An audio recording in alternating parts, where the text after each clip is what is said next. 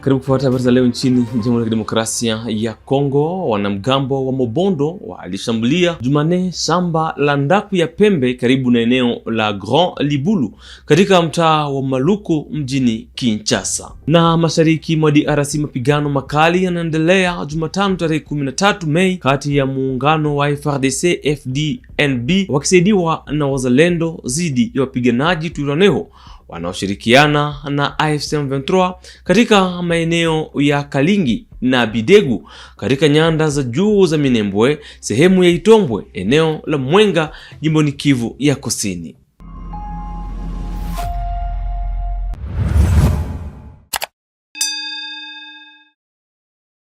Hujambo. Wanamgambo wa Mobondo walishambulia Jumanne shamba la ndaku ya pembe karibu na Grand Libulu katika mtaa wa Maluku mjini Kinshasa, mji mkuu wa Jamhuri ya Kidemokrasia ya Kongo. Kulingana na Kapiteni Anthony Mwalushai, msemaji wa operesheni ya Ngemba, washambuliaji bado wanamtii kiongozi wao anayejulikana kwa jina la BC-52 ambaye yuko kizuizini na wanakataa kuweka silaha zao chini. Une incursion armée des éléments résiduels du groupe Mobondo a eu lieu dans la matinée du mardi 12 mai 2026 dans la commune de Maluku. Nous sommes dans la ville de Kinshasa. Les assaillants ont attaqué la ferme Ndaku ya Pembe, située aux environs du site connu sous le nom des Grands Libulu. Ces éléments, se réclamant d'un chef Mobondo identifié sous le surnom de B52, actuellement détenu à Kinshasa, ont rejeté les appels au désarmement et à la reddition. Cette attaque a causé la mort de 2 civils, un couple exécuté à l'arme blanche, et un jeune homme a subi des graves blessures à la tête. Les unités de la 14e région militaire, engagées dans le cadre des opérations Gemba, sont intervenues immédiatement après l'alerte afin de sécuriser la zone et de porter assistance aux victimes. Le blessé a été évacué et pris en charge dans une structure sanitaire de la place. La situation est sous contrôle pour l'instant. Les forces armées de la République démocratique du Congo poursuivent les opérations de ratissage et les patrouilles de combat pour neutraliser les auteurs de cette attaque. Le commandement des opérations Gemba rassure la population de Maluku et de ses environs de la poursuite des opérations militaires et de la détermination des FARDC à rétablir durablement la sécurité et l'autorité de l'État dans cette zone. L'armée maintient la pression opérationnelle sur les groupes Mobondo pour restaurer durablement la paix dans cette partie du territoire national. Kama nilivyosema awali, mashariki mwa DRC mapigano makali yalizuka mapema Jumatano tarehe 13 Mei mwaka huu katika Kalingi na Bidegu katika eneo la Itombwe, wilaya ya Mwenga, jimboni Kivu Kusini. Mapigano haya yanahusisha muungano wa FARDC FDNB ukisaidiwa na wazalendo dhidi ya wapiganaji wa Twirwaneho washirika wa AFC M23. Kulingana na chanzo cha eneo la Kivu Morning Post, FARDC na jeshi la Burundi walifanya mashambulizi dhidi ya maeneo ya Twirwaneho katika nyanda za juu za Minembwe.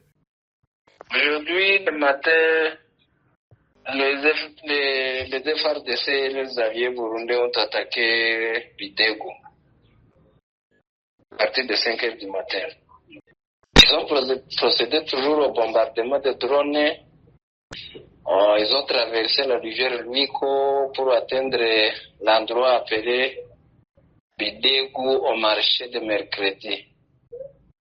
Le combat s'est intensifié dès le matin jusqu'à 7 heures ici. L'infanterie Twirwaneho ont repoussé, c'est jamais toujours, ils ont été bombardés par le drone du gouvernement. Bidegu, la population n'y est plus parce que les maisons ont été détruites par le drone. La population reste précisément à Iwundu, quelque part chez le chef Mita ou Bikino. C'est là où il y a un peu de la population qui essaie d'aller cultiver des chats et chercher à manger. C'est ceux qui sont toujours victimes de bombardements.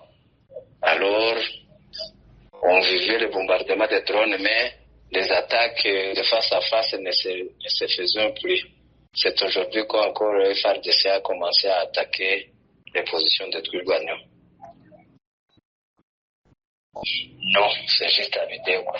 Tout de suite, j'étais avec le chef du village de Bikino. Il vient de quitter là-bas. Ah, d'accord. Il n'y a pas un bilan de ces attaques? Je n'ai pas encore un bilan des attaques parce que je ne suis pas militaire. Peut-être les concernés pourraient nous informer. Je n'ai pas quelqu'un qui quitte là, sauf que l'information qui vient de me faire est que le Twirwaneho ont parvenu à le repousser. Il rentre encore à Bichumbi dans le village de Bemba et de l'autre côté. Donc, des problèmes, nous croyons qu'on est dans le processus de cesser les faits en suivant les accords de Suisse ou quoi. Nous, je ne sais pas s'il est concerné parce qu'on est en train de suivre qu'on pourra peut-être aller encore aux négociations le processus de décembre, quoi.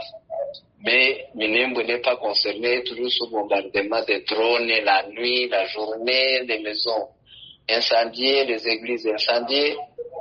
Alors, je ne sais pas si Minembwe n'est plus dans le processus du Congo ou bien il n'y a pas d'RDC. Na gavana wa jimbo la Kivu ya Kusini Patrick Busubwangwi Shombo alikutana Jumanne mjini Bukavu na viongozi wa maeneo ili kuimarisha ushiriki wao katika usalama na utawala. Mada kuu ilikuwa usalama wa watu na mali, kupambana na uhalifu wa mjini na kuongeza uangalifu wa jamii dhidi ya vitendo vya uhalifu.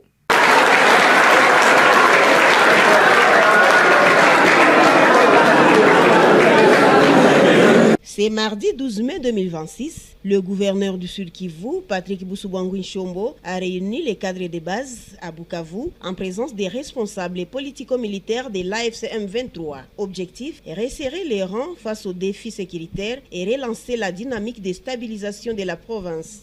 Bukavu, 12 mai 2026, le gouverneur du Sud Kivu, Patrick Busubwangwi Shombo, a tenu ce mardi une réunion stratégique avec les cadres de base aux côtés des responsables politico-militaires de l'AFC M23. La rencontre intervient dans un contexte sécuritaire toujours tendu. Dans une communication ferme, l'autorité provinciale a rappelé que la vigilance reste une exigence collective. Il a appelé chaque citoyen à adopter un comportement responsable en période de crise, insistant sur la discipline et l'engagement communautaire comme levier essentiel de la stabilité. Le gouverneur a également exhorté les cadres de base à se recentrer sur les priorités stratégiques pour restaurer l'image et le rayonnement de Bukavu. La province ne doit pas perdre de vue ses objectifs, a-t-il martelé. Plusieurs décisions ont été rendues publiques, à savoir démolition prochaine des constructions anarchiques pour prévenir les risques d'incendie et d'éboulement, interdiction stricte des motards sur les boulevards Emery Patrice Lumumba, sanctions sévères contre les marchés pirates.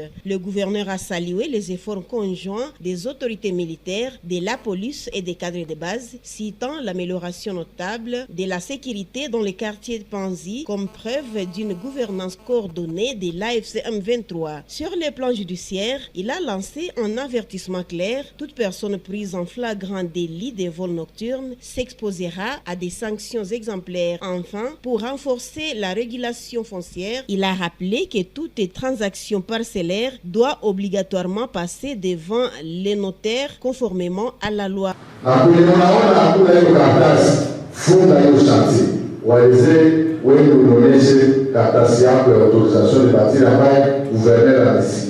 Ça va obliger à signer 66 autorisations de bâtir PGA. Et si mon gars vous montre 66 chantiers PGA, ça c'est le signer de la DEA, là il y a des bâtir autorisation.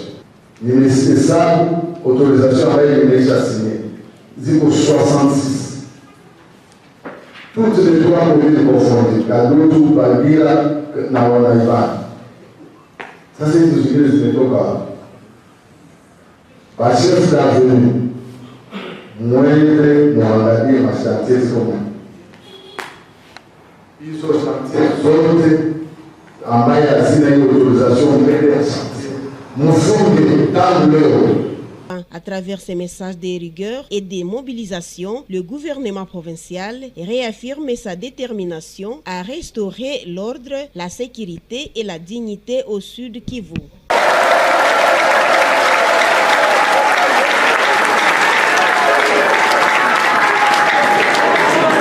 Meya msaidizi wa Goma Juvenal Shimimana alifanya ukaguzi Jumanne 12 Mei mwaka huu katika magala kadhaa ya saruji. Mamlaka ziligundua udanganyifu kama kupunguza uzito wa mifuko ya saruji kutoka kilo 50 hadi 45 au 40 na kuchanganya saruji na mchanga au vumbi. Mji wa Goma umeahidi kuchukua hatua kali dhidi ya wahalifu hao. Dans une mission d'inspection musclée menée ce mardi 12 mai 2026, les autorités urbaines ont démantelé un réseau de fraudeurs spécialisés dans le mélange et la réduction du poids des sacs de ciment dans la ville de Goma. Pour contrer cette pratique, le maire adjoint Juvenal Shimimana a conduit une descente de terrain accompagné d'une équipe d'experts pour inspecter les dépôts de ciment dans la ville. Les constats sur place est très alarmant. De nombreux commerçants malhonnêtes s'adonnent à des pratiques frauduleuses majeures. Des sacs de 50 kg sont systématiquement allégés pour ne peser que 45, voire 42, voire 43, voire 40 kg. Pour augmenter leur marge, certains vendeurs mélangent le ciment pur avec du sable et la poussière des pavés broyés. L'autorité urbaine a déploré la destruction de plusieurs maisons en construction à cause de la mauvaise qualité du ciment, mettant en péril la vie des citoyens.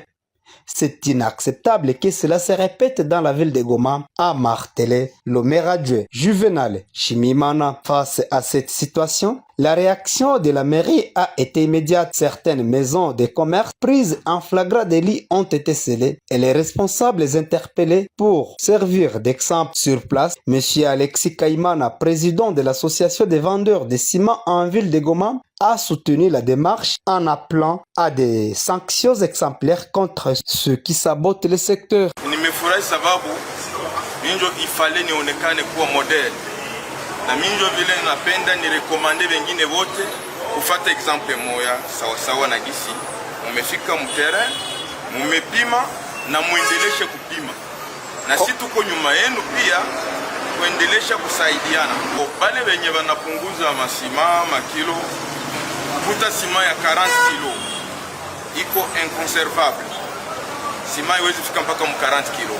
Manake ile walifanya manyanga ya kupunguza sima, ijapokuwa tuli-insiste na kufundisha watu kama ile manevre iishie pale. Tulikuwa mu assemblée générale la fois passée, tulifundisha watu jinsi ya kuacha ile manevre za kuharibisha sima. D'autres commerçants honnêtes, à l'instar de Madame Fouraha, ont exprimé leur soulagement. Pour eux, ce suivi régulier de la mairie de Goma est essentiel pour assainir le marché et protéger les paniers de la ménagère ainsi que la qualité des infrastructures à Goma.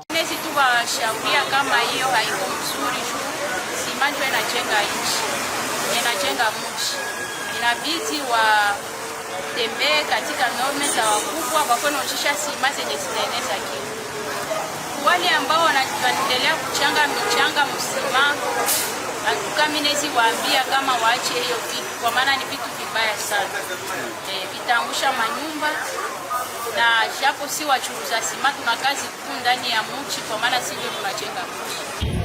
Tumekutania milango sima zimekuwa sele. Mimi ninajikutana niko na sima mzuri. Nasaidia juu huko masima tafeki. Naweza kutana mtu alirangula sima kisha anafanya na melange zake, anaosha kumweshe, kisha ule maliuza kisha anaenda jenga, nyumba inakuwa bomoka para pour disa liuza.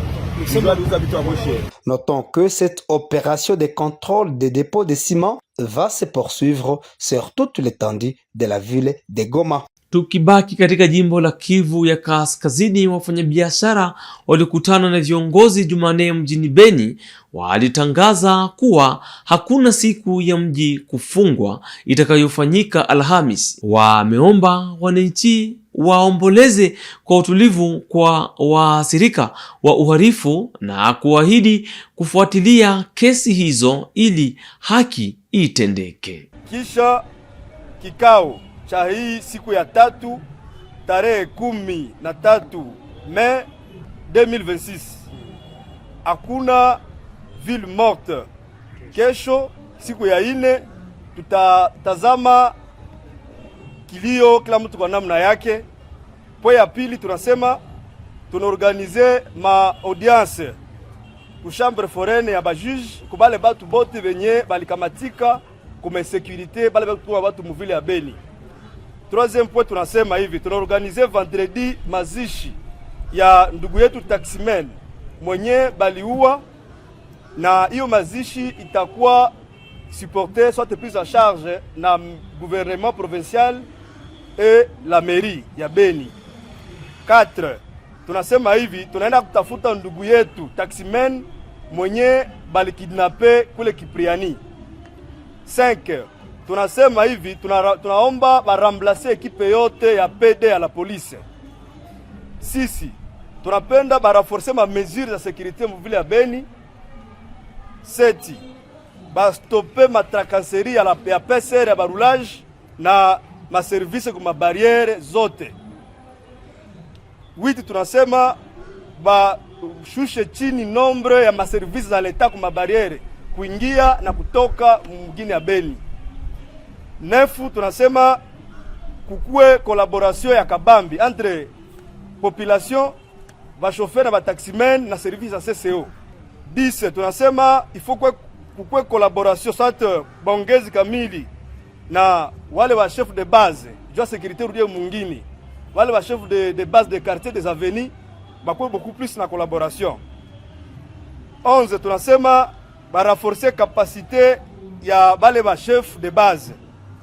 12. Tunasema tunapenda fanye kikao na gouverneur kuhusu sécurité mu province.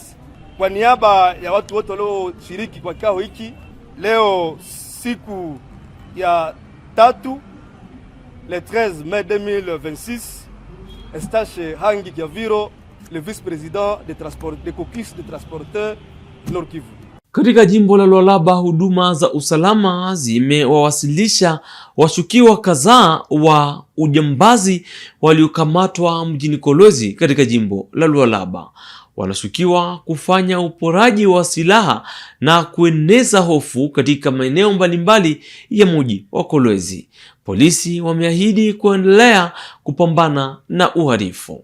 Les services de sécurité en province ont ce lundi 11 mai, en présence du commissaire provincial de la police, général Roger Issio, présenté au ministre Lualabais de l'Intérieur et Sécurité, Rui Kamamayundi Philippe, 14 inciviques, dont 3 reprochés dans les vols de moto et meurtre d'un motocycliste. À encore l'OPJ du bureau de renseignements généraux de la police, ces écumères appartiennent à un gang dénommé Maison Puissance, dont les patrons se retrouvent déjà en prison de Dilala. Poursuivant sa présentation, cet OPJ a démontré aux autorités policières et civiles comment 4 autres malfaiteurs se faisaient passer comme un phare d'essai tout en tracassant les populations de Lupundu. Prenant la parole à son tour, le major Kalao de la police criminelle, bureau du Manika, a présenté 7 coupeurs de route. Parmi eux se retrouve un citoyen répondant au nom des Aigles. Ces derniers étaient parmi ceux qui avaient ravi l'argent à un certain Océan Tamboué. Comme cela ne suffisait pas, ce dernier a également réussi à ravir une somme de $6,000 américains à un paisible citoyen. Et c'est sur ces dossiers que la police a réussi à les maîtriser. Très satisfait du travail abattu par la police, le patron de la sécurité en Provence a dit toute sa gratitude au général et au nom du gouverneur de Provence, Fumashuka Sayuni, Marie-Thérèse, Rui Kamamayundi Philippe a demandé aux éléments de force loyalistes de redoubler les efforts et à la population tout entière de collaborer avec les services de maintien d'ordre public en vue de mettre hors état de nuire tous les bandits qui ciblent les shops de change de monnaie ces derniers temps. Mon général, muko natumika kazi ya nguvu sana. Vous ne dormez pas, jour et nuit, vous faites votre boulot en bonne et due forme. Alors, il est mitaomba population, ikuye ma réseaux sociaux, tushikuye ba alarmiste. La sécurité, c'est l'affaire de nous tous. Sécurité mungu naona vile tunakombana na babandi. Tuna makategori ya babandi tatu. Kuku kategori ya kwanza ni bale babandi bengo naweka magetapa kuma kabine ya manfranga banakuya banapika masasi banaravir franga banakimbia. Kuko kategori ya pili ni kategori ya aba ba petit bandi ya makleboa bengo na déranger population mu mabalabala ikwe bushiku au mujua. Kuko na kategori ya ba récidiviste. Tukunambia population faites confiance kwa polisi yenu na faites confiance kwa armée général na ma service yote ikwe ANR ikwe ma service ya sécurité atulale bushiku juu ya kusema tutafute ma stratégie ya kubamba aba bamwizi munaona tujiprendre en charge notamment munaona muntu anatoka de nulle part mais muna héberger kuma hotel yenu babandi benye bengo naua banduku yetu ni unamipatia mise en garde surtout ma hotel ma débit de boisson au nom ya Madame le gouverneur, tuko natumika kazi mulwalaba juu ya kusema tuweke sécurité muvili yetu, notamment Kolwezi, Fungurume, Kisanfu na pali pengine. Tuko na renforcer présence ya ba militaire na ya police mu mapoint chaud yote, mukwe en collaboration avec les éléments de force. Kama unaona suspect mu dénoncer. Hapa ni una féliciter société civile. Banduku bote bale tuko natumika nao wewe tusaidia juu ya kuwezi kufunga bale ba malfrats na ba criminels de grand chemin. Merci beaucoup na félicitations. Tu continuer kusaidia juu ya kusema tuishe hii mambo ya criminalité iko na tuzuiza. Signalons également que le patron de la sécurité a promis les débuts dans les prochains jours avec la collaboration de son collègue des transports, l'identification de tous les motards, question de juguler toute intrusion des malfaiteurs qui utilisent les motos comme mode opératoire. Waziri Mkuu Judith Suminwa alitembelea mradi wa barabara za rokad kusini mashariki na kusini magharibi mjini Kinshasa. Alihimiza shirika ACGT na washirika wengine kuheshimu muda wa kazi na viwango vya ubora katika ujenzi. Accueilli sur l'avenue Ndjoku par l'ingénieur Nico Nzaou, directeur général de l'Agence congolaise des grands travaux, la première ministre Judith Suminwa reçoit les explications sur le projet des rocades qu'elle va visiter pour la toute première fois depuis le début des travaux en juin 2024. Il lui est rapporté notamment que le projet des rocades pour cette phase sud, c'est 73 km de route en cours de revêtement après d'importants travaux de terrassement, plusieurs ouvrages de franchissement dont 3 ponts allant de 180 à 90 mètres de portée et une importante opération d'expropriation de grande envergure avec près de 3000 propriétés impactées. L'hôte du jour, qu'accompagnaient quelques membres du gouvernement et le gouverneur de la ville, a par la suite parcouru tout le linéaire du projet, s'arrêtant à des lieux symboliques comme l'échangeur à 3 niveaux qui résoudra le conflit à naître entre le trafic de la route nationale numéro 1 et celui des rocades, ou encore au PK15 du projet où l'image finie de la route, protégée par un bon talutage en maçonné, a été réalisée. S'adressant à la presse, Judith Suminwa a salué les progrès réalisés, insistant sur la qualité et le délai à respecter. Les travaux étaient bien avancés. On a juste le problème d'expropriation au niveau du bout, dans cette zone-là, où il va falloir finaliser le processus d'expropriation et d'indemnisation des populations. Et nous avons continué jusqu'ici à Mitendi, où il va y avoir un périphérique qui va permettre en fait de passer en dessous de la Nationale 1 pour continuer jusqu'à Pompage et Ndélé. Et la RN1 va passer au-dessus. Donc il y aura vraiment ce périphérique-là. Et donc cette route-ci, on va continuer jusqu'à Pompage et Tendele. Et il y a un autre projet qui va longer en fait le fleuve pour relier alors cette partie-là jusque vers l'aéroport.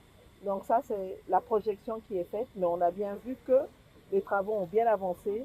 Et ici, on s'est arrêté ici pour montrer ce que va être cette route une fois que tous les travaux seront achevés. Donc vous voyez les accotements avec ces murs de soutènement pour éviter justement les érosions et la route telle qu'elle va être marquée, une route de 2 voies de chaque côté, ce qui va permettre vraiment de fluidifier la circulation. Donc maintenant, le plus gros problème, c'est de régler l'expropriation et la délocalisation des populations qui vont bien entendu être indemnisés d'ici dans les prochains jours. Ça, c'est au tout début de Ndjoukou. Et puis de ce côté-ci, un peu plus bas, on aura aussi plus ou moins 6 km à la sortie en fait, de cette rocade, où aussi on doit régler les problèmes d'indemnisation.